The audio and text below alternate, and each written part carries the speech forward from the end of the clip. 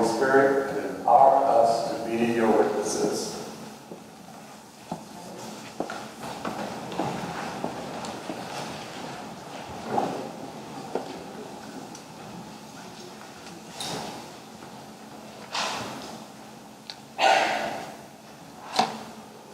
You also are to testify because you have been with me from the beginning. In John's Gospel, we just heard these words from Jesus. You also are to testify, Jesus says to his disciples. In another version it says, you will speak for me, as in, you will be my witnesses. So these words are among Jesus' parting words. The resurrected Jesus, his last days on earth, as he was imparting to disciples at the beginning of the church, the early church. And John Marsh, who is one of my favorite commentators on the Gospel of John, commentators are people who write commentaries that get deeper into the historical and other meanings of the Gospels. And John Marsh is one I read. I love to read about John's Gospel, which we are highlighting today, the reading where the Gospel comes from. He says this. He says, in saying these things, Jesus is, he shows how Jesus is preparing his disciples for their encounter with, and John Marsh uses these words, their encounter with a savage world. A savage world. I'm going to use other words, but that's the word that John Marsh used. I think a word like that is an apt description for the times in which we live. Think about all the children getting massacred, slaughtered in their schools or on their way to school or in cities like this one, in their neighborhoods. A savage world, indeed. You might call it something else. That's what John Marsh says. And he says that Jesus was preparing his disciples, even back then, for a world that he described as savage. And it's in that context that I want to say to you this morning, Jesus says these words, you will testify for me, you will speak for me, and you will be my witnesses. I want to talk to you a little bit this morning about how we testify, how we witness. I don't think I have to convince you or argue with you. I think I take it for granted that you are already in total agreement that we as Christians are people who do or are called upon to testify, to speak for, to witness for Jesus. Yes? Are we called upon to do that? So I don't think I have to sort of convince you of that. You know that. But what I want to talk to you about is how we do that. So on this Pentecost Sunday, I want to reflect with you, as I said, about this idea of testifying, of speaking for, of witnessing in the church and in the world for Jesus and the gospel. And I want to impress upon you, I hope to impress upon you, that it's important how we do that. How we do that in contemporary urban America. Some people have said, talk about testifying and witnessing. They say, represent how you represent. So please indulge me as we begin. I would say Three things. I will say it's so divisive nowadays, and then I'll say it's so crazy nowadays, and then I'll say it's so toxic nowadays. And when I say those things, you will respond, how divisive is it? Or how crazy is it? Or how toxic is it? Would you indulge me? Yes. Okay. All right. So here goes. You know, friends, it's so divisive nowadays. Well, for one thing, there's one example. The Speaker, Paul Ryan, the Speaker of the House of Representatives, recently called for the resignation of the chaplain, the Roman Catholic priest, Reverend Conroy, because of a prayer that Conroy offered. And Conroy said later, he said the Speaker told him, Padre, you just got to stay out of politics. Well, let me just read for you what's been reported. That prayer that Paul Ryan, I guess, was praying. So Conroy was praying on the floor of the House back in November when lawmakers were debating the tax overhaul. You remember that? And he said these words, and I quote, "May all members be mindful that the institutions and structures of our great nation guarantee the opportunities that have allowed some to achieve great success while others continue to struggle." He continued, "May their efforts these days guarantee that there are not winners and losers under new tax laws, but benefits balanced and shared by all Americans." That prayer upset the Speaker of the House to the extent that he was calling for the resignation of the chaplain, Patrick Conroy. He never backed away from that, but that's how divisive things are. You know, it's so crazy nowadays. For example, rapper and performer Kanye West recently said, and I quote, you probably heard that, Kanye's talked about as a musical genius and all that. So he said, when you hear about slavery for 400 years, that sounds like a choice. So that's what Kanye said. And he later, again, tried to walk that back a little bit. He got a lot of blowback from lots of artists about that. So it's so toxic nowadays. According to multiple news reports, White House aide Kelly Sadler responded to Senator John McCain's opposition. John McCain was opposing the nomination of the next director of the CIA. And I'm not in total, very much often find myself really on the opposite side of where John McCain is coming from as a senator, but there's no doubt that this man is a patriot and a hero. I mean, he was tortured for years. He was in prison. He was tortured on behalf of fighting for this right, your and my rights in this country. And so this White House, according to news reports, in a meeting, said, because the senator was opposing someone nominated, said, mocking his cancer diagnosis, said, well, it doesn't matter if he wants to vote against us. He said, he's dying anyway, according to reports. Aren't we all right?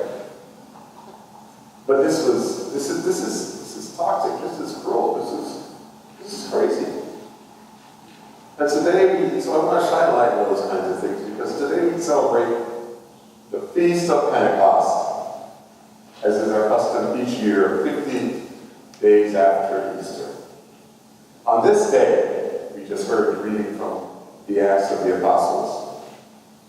There's a gathering of those from many tribes and places and nations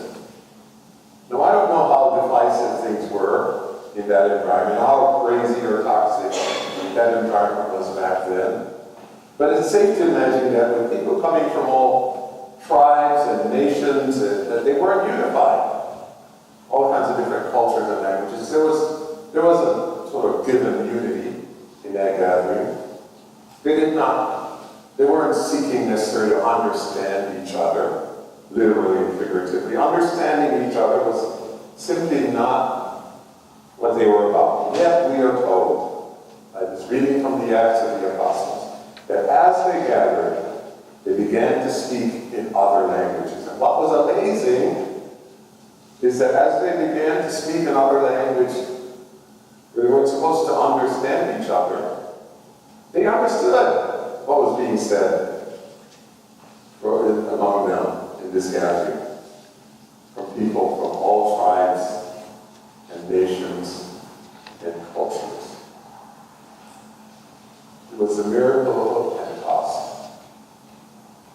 Have you ever tried to communicate with someone who speaks the same language that you speak, and you're having a discussion, and you're coming from a totally different place, and you can't understand how that person doesn't understand where you're coming from, and why you don't understand where that person is coming from, and you wonder why they can't see things as clearly as you see them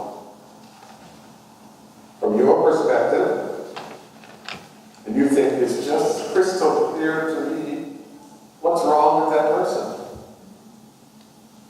There's this thing going around about, is it Yanni or Laura? Have you heard of it? Right. There's some electronic voice coming across, and people hear it. And some people hear Yanni, the word is being said, or some people hear the same word, but they hear Laura. It's a funny illustration about how we can be in totally different wavelengths. And I don't know if this whole thing is a joke or whatever, but we can be in totally different wavelengths when it comes to understanding each other. I don't know how it happens, but it happens among us humans. But it's interesting that we look upon this day of Pentecost, as the birthday of the church. This day of Pentecost, when people gather from all these different tribes and nations and cultures and places, as we look upon this day as the birthing of the church. Because on that day, when people were supposed to understand, people speaking in other languages, understanding broke out. They understood each other. So it's interesting that this is a day we choose as the birthing of the church, when understanding just broke out among people who were divided by their cultures and languages and tribes and nations. So on a day like this, I think it's fitting that we reflect on where we've been, where we're going as the Christian church. Let me share, I think, a relevant, interesting, but also sobering statistic for the Christian church. As you and I gather this morning in this place, we're among the 20%. You understand what I mean by that? We are the 20% as we gather here this morning. Yes, 20% or fewer people in this country are present on a weekly basis at a place of worship. 20% of the whole population. 20%. It used to be 50-something, and maybe even more before that. But from the time that people started noting this phenomenon, like 4 or 5 decades ago, it's decreased to 20% where we are today in 2018. There's even a name for it. The people who aren't showing up in places of worship like this, they've been dubbed, they've been called the nuns. N-O-N-E-S. What does that mean? It means that people who respond to surveys about their religious affiliation, whether they're Roman Catholic or Methodist or Lutheran or Episcopalian or Presbyterian, the number that is largest to get to the bottom, and the box that you tick off says, none of the above. That's the growing number.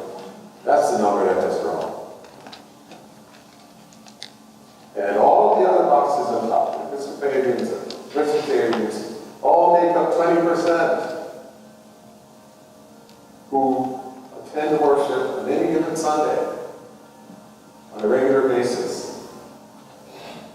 And these people who are not here or don't show up describe themselves as spiritual but not religious. It doesn't mean necessarily that they don't believe in the concept of God. It doesn't mean that they're devoid of values. It just means they don't express it. They don't express whatever it is they believe by being involved in a church, in organized religion. And even at 20%, that number is trending downward, not upward. So it's a big deal for the organized church, for organized religion. The Episcopalians and the Presbyterians and the Methodists and whatever. And that reality is not expressed just in this country, it's expressed all over the world where organizing religion is a thing. Organized religion is a thing. In Australia, in Europe, maybe it's growing somewhat. In Asia, in parts of Africa. But not in the developed world is different. So true of that world.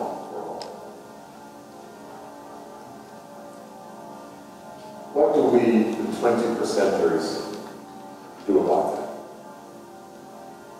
How do we respond? How do churches like St. Luke's respond to that? That we are diminishing bunch. We're the 20%ers.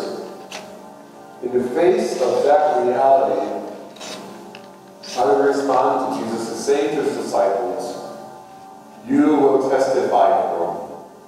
In the face of that reality, and given the savage world out there, given the divisiveness and the craziness and the toxicity, how do we respond to Jesus saying to his disciples, and to us,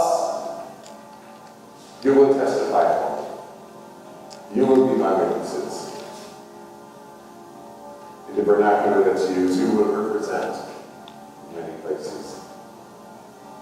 In a world where divisiveness is celebrated and where there seems to be contempt for coming together, real contempt for coming together, it appears by the community. I heard a speaker say recently, oh, we know how to do divide really well. It's the coming together that we need to do better about, we need to learn. So I started this sermon about a week ago, and I started to think about my preaching here this morning. I started to title this sermon something like, Come Together, Pentecost. Because that's what I think happened on Pentecost, the first Pentecost. They came together. They began to understand each other. There was understanding. I started to think about my sermon title in that way. And yesterday, as I watched our presiding bishop, Michael Curran, preach at the wedding of Prince Harry and Meghan Markle, and I looked out on that diverse crowd of people.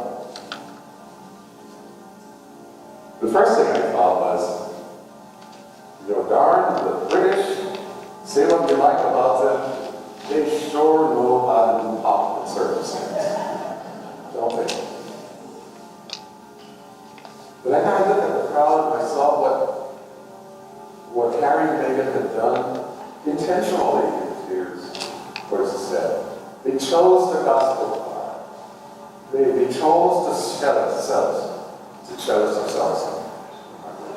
Okay. They look kind of weird themselves. They chose all of these people to represent them, what they believed in. And I thought to myself, this is a Pentecost moment. This is a coming together like no other. I mean, the great-great-granddaughter of a former slave is married into British royalty, like the bastion of colonialism all these centuries. And people are saying, well, they're going to change the monarchy. No, just like they already changed the monarchy. It's happened. This is a coming together. This is, I said to myself, a Pentecost moment.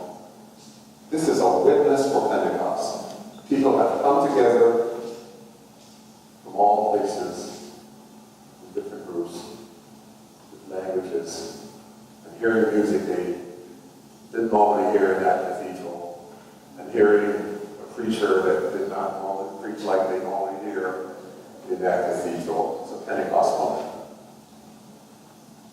But I think I'll stick to mine.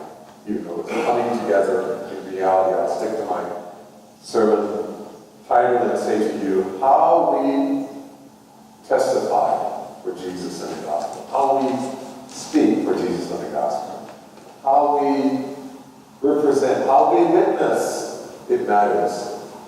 On this Pentecost Sunday, we have Jesus' words from John's Gospel. You will testify on my behalf. You will speak on my behalf. You will witness on my behalf.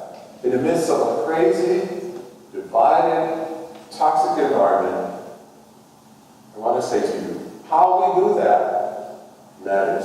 How we testify, how we speak for Jesus, it really, really matters. In the church and in the world, how we witness matters. Today, because what I've said to you, it matters more than ever.